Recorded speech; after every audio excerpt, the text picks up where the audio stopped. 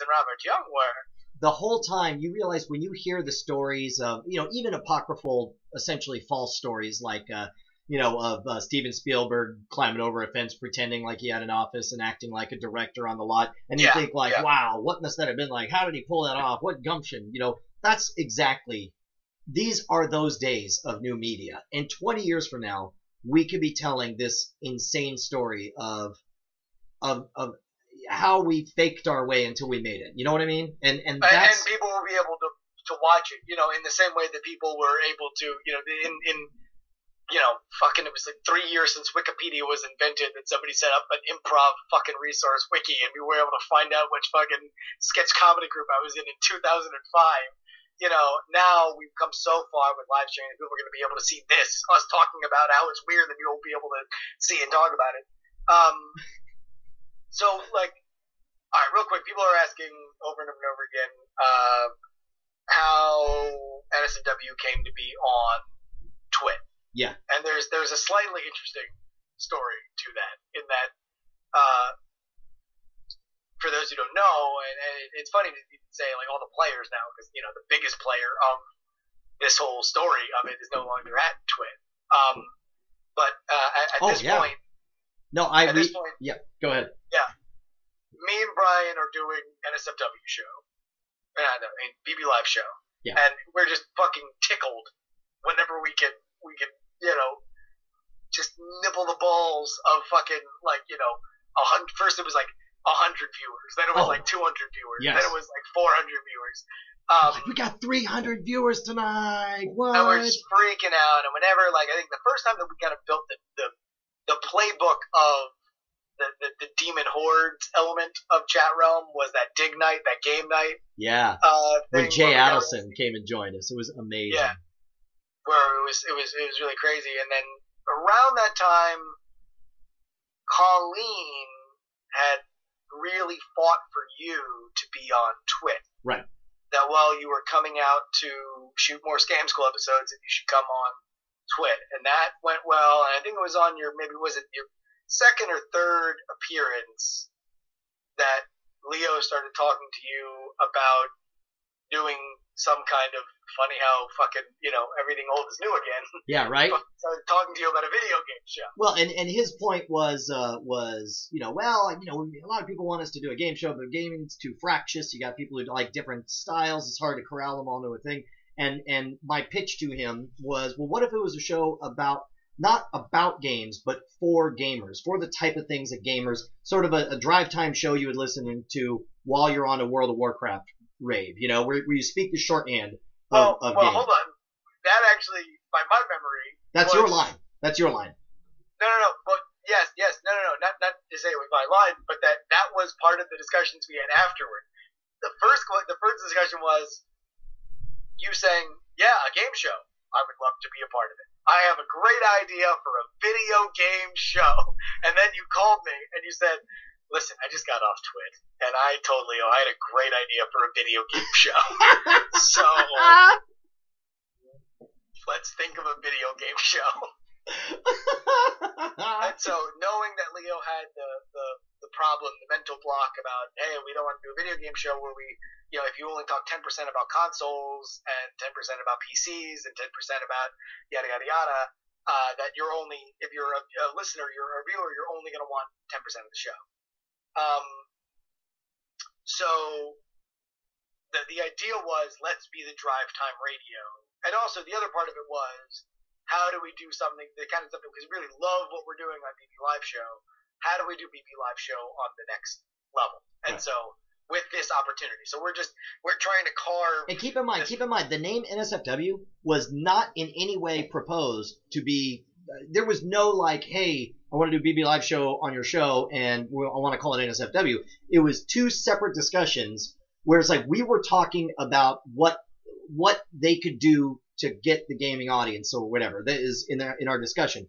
And randomly, I said, you know what I always thought would be a good name for a show is NSFW. Because, the name itself would be a warning onto the content. And he was oh, okay, great. And then, a month later, I get word from Danger Dane Golden, well, we'd like to see a proposal for NSFW. And I was like, NSFW, the show you talked about with Leo. And I was just like, okay, all right. And meanwhile, I'm, and I lobbied early on to call it BB Live Show. Just say, look, let's just have a BB Live Show. Because, I mean, if for no other reason than because that certainly was good for me and my ego and my persona or whatever. Absolutely. And I very much fought for NSFW show because I could own half of NSFW show. There you go. I can't own half of BB Live show. Exactly. I can own 49% of BB Live show. I can own damn near close to half of BB Live show. I can't own half of BB Live show. I can own half of NSFW. Exactly. I do want to point out, as people were saying in the chat room, nobody fought harder for Brian, and nobody fought harder for me. And believe you me, those are two separate arguments than Colleen. Yeah. Colleen, Digital Kitty, at Digital Kitty. If you guys want to, I don't know that if you all fired off 10 thank you tweets to her, that you would quite have done enough to express the affection that we have for what she believed in us and fought upstream. She fought upstream for me to get me on Twit even to begin with. And luckily I was able to prove my tech bona fides when I was there. But then again, for she was the one who pushed through she recognized that NSFW is a video show, and she's the one we were the first video feed show because she knew that we were video and she needed to set it all up. Yeah. She, was very, very, very crucial to everything, and she fought for us, and she, I know specifically in conversations I've had with her, she's been very generous about, she said that, that she thought that that Brian was a huge discovery for Twit, and then later said the same about me, and I very much, I know that especially for the tech audience, I'm not the easiest sell when I'm doing the NSFW BB Live show stuff, and Colleen certainly saw through through the jackassery, and I owe her quite a lot. So that's basically so initially we were basically trying to make it into a more video game centric kind of show, and then eventually we just kind of realized, like, once we kind of got our bunk assignment, like, we just realized, like, no one was gonna watch us, so we're like, well, let's just do BB Live show until they tell us to stop. Yeah, that is kind of what happened, because it was like, we're like, well, what do we do? And they're like, well, let's just do our thing. Let's just play to our strengths. Because we sent like all these pitches and all these bit ideas, and they were all like me and Brian, and especially even at we should that find time that document. We should find that original pitch document, because there's an idea in there that we didn't do.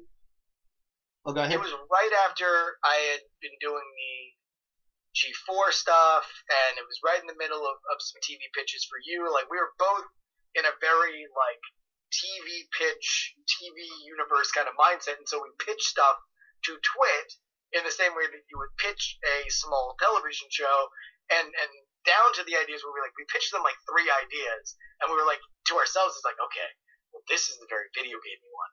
This is kind of a half and half video gamey kind of bit idea, and this is a fucking BB Live show fucking around on the internet idea.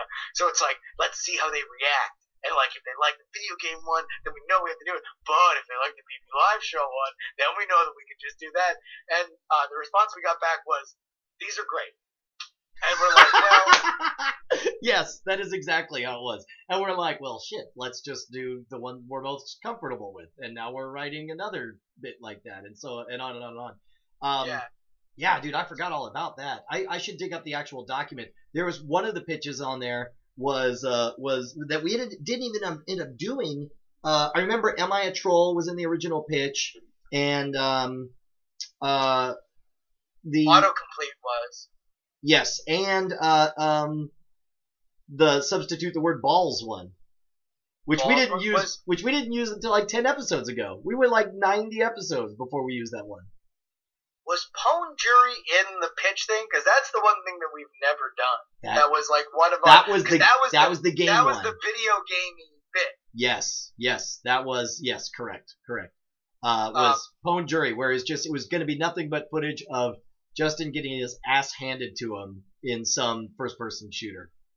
Yeah, it would basically just be me playing a game that I was bad at and just talking ungodly amounts of shit and getting the fuck kicked out of me and being profane and hilarious about it. So, one of the questions from the chat room is Colleen the warden?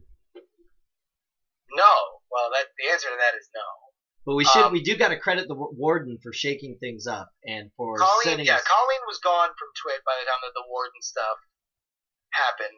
And the warden, I mean, I really don't want, because the warden, I realized has kind of a negative connotation. That I think that the reason why we kind of kept the warden anonymous is because we kind of wanted to have that, like, oh, fucking the warden says we need to do blah, blah, blah. When really the advice that the warden gave us was really good. Really good, really thoughtful. And the warden listened to several episodes and gave very specific, extremely helpful advice, among which including taking a whole hour on a bit that you don't know if you're going to like the whole time. It's like you just give up. But if you know that if you're not digging this part, it's going to all change in 5 more minutes, is a big help. Yeah, okay, people are saying Colleen, Lisa, or Eileen the warden. Colleen was gone, Eileen was not there yet, and Lisa wasn't on yet. Lisa was there. Lisa was in a position of power at that point. Okay. Of ultimate power at that point. So maybe Lisa was the warden. But no, I mean, you will notice that there was a point where we went from 1 bit a show to 3 bits a show. And then eventually it went to 2 bits and a musical cast. And so that was the opinion that the warden and the warden. Yeah, we can't verify that it was OMG Chad. OMG Chad was the warden. OMG Chad went from assistant to the warden. But yeah, no, it was a big deal because it was somebody who you would not necessarily expect to like our show, who took a real interest in it and really saw a lot of potential and helped us kind of shape what it is. And I think it's a much better show. Way better. Was a part of it. I wish we had more. Holy shit! We have a top 10 album. Yeah. What do we have? Is it 10? We're 10. Do you know what they call the guy who graduates last in medical school? Doctor. And that's us. Holy shit. We have a down on a buffalo. On a buffalo. We shove it right up Adele's fat ass. Who?